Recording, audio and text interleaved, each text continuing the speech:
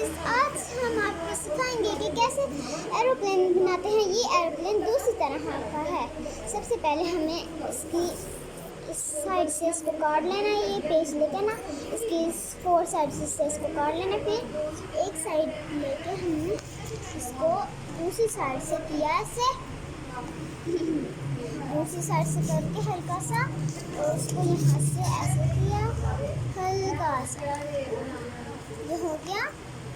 इसके बाद हम अब यहाँ से ऐसे बिल्कुल इस लाइन में होना चाहिए इसका इंच,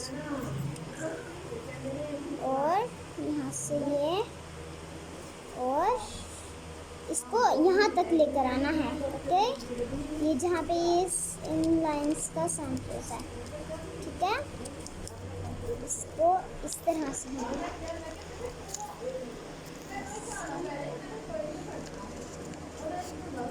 हाफ से हो गया, इससे थोड़ा नीचे होना चाहिए।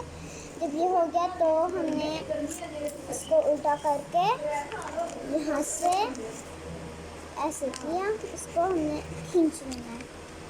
ऐसे करके हमने यहाँ पे थोड़ी सी क्रीम लगानी है, और फिर इसको हमने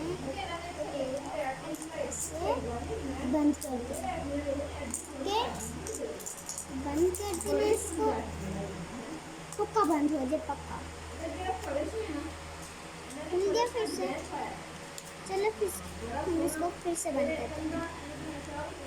इसको पक्का करना है, इसको ना इस तरह से करके दबाएं। ये हो गया। तो